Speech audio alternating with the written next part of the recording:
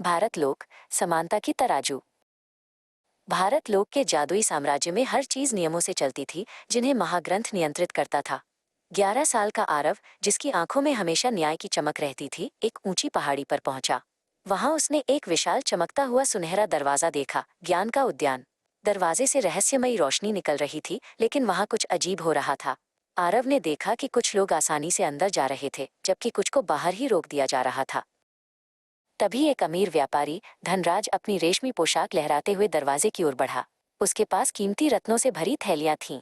जैसे ही वो दरवाजे के पास पहुंचा, वहां खड़े पत्थर के विशाल रक्षक शिलापाल ने अपना भारी गदा ऊपर उठाया और सम्मान में झुक गया। धनराज गर्व से मुस्कुराया और बिना किसी रोक टोक के अंदर चला गया। दरवाजा उसके स्वागत में सुरीली आवाज के साथ खुला। धनराज के पीछे एक छोटी बच्ची खड़ी थी, जिसका नाम मीरा था। उसके कपड़े फटे हुए थे और हाथ में सिर्फ एक पुरानी किताब थी। जैसे ही मीरा ने कदम आगे बढ़ाया, शिलापाल ने अपनी गदा से रास्ता रोक दिया। रुको, उसकी आवाज गूंजी। ये उद्यान केवल उनके लिए है जिनके पास ऊंचा ओहदा या सोना है। तुम जैसे साधारण लोग यहाँ नहीं जा सकते। मीरा की आंखों में आंसू आ गए, वो बस पढ़ना चाहती थी। आरव ये सब देख रहा था और उसका खून खौल उठा। वो दौड़कर शिलापाल के सामने खड़ा हो गया। ये गलत है, आरव चिल्लाया। क्या ज्ञान पर सिर्फ अमीरों का हक है? क्या हम सब इस भारत लोक के नागरिक नहीं हैं? शिलापाल ने ठंडी नजरों से आरव को देखा और कहा, नियम सबके लिए अलग होते हैं, छोटे बालक। हैसियत ही सब कुछ है। आरव ने हार नहीं मानी और इंसाफ की गुहार लगाई। अचानक आसमान से एक तेज नीली रोशनी उतरी और हवा में एक दिव्य महिला प्रकट हुई। उनके चेहरे पर शांति थी और हाथों में एक चमकती हुई तराजू। वो समानता की रक्षक समता थीं। उनके आते ही शिलापाल थरथर कांपने लगा। समता ने आरव की ओर देखकर सरलता से कहा, तुमने सही सवाल किया आरव। जहां महाग्रंथ का शासन है, वहां भेदभाव का कोई स्थान नहीं। समता मीरा के पास गई और धीरे से उसका हाथ थामा।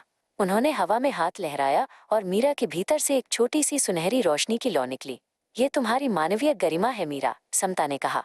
उन्होंने उस लौ को अपनी जादुई तराजू के एक पलड़े पर रख दिया।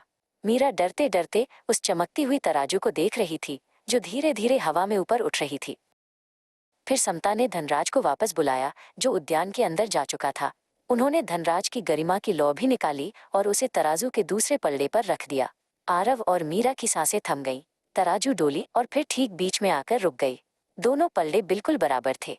देखो, समता की आवाज गूंजी, महाग्रंथ की नजर में एक राजा और एक रंक की आत्मा का वजन एक समान है। समता ने शिलापाल की ओर मुड़कर देखा। उनकी आवाज अब गंभीर थी। याद रखो, कानून की आंखों पर पट्टी इसलिए नहीं है कि वो देख नहीं सकता, बल्कि इसलिए है ताकि वो ऊंच नीच न देखे। इसे ही समानता का अधिकार कहते हैं। जैसे ही उन्होंने ये कहा, सुनहरा दरवाजा अपने आप पूरी तरह खुल गया। मीरा के चेहरे पर एक बड़ी सी मुस्कान खिल गई और उसने अपनी किताब सीने से लगा ली। समता ने आरव को एक छोटी सी चमकती हुई किताब दी। आरव, यह समानता का पाठ हमेशा याद रखना। जहाँ जाति, धर्म या अमीरी के नाम पर दीवारें खड़ी की जाएं, वहाँ ये महाग्रंथ उन दीवारों को ढहा देगा। उसे समझ आ गया कि न्याय तभी होता है जब सबको एक जैसा मौका मिले। सूरज ढल रहा था और ज्ञान का उद्यान अब सबके लिए खुला था। आरव और मीरा एक साथ अंदर कदम बढ़ा रहे थे। आरव ने मुड़कर दर्शकों की ओर देखा, जैसे वो कुछ कहना चाहता हो। समापन पंक्ति, कानून अंधा हो सकता है ताकि वो भेदभाव न करे, लेकिन क्या हमारी आंखें भी अंधी हैं जो हम इंसान में फर्क करते हैं? आज से सबको बराबर देखना शुरू करें।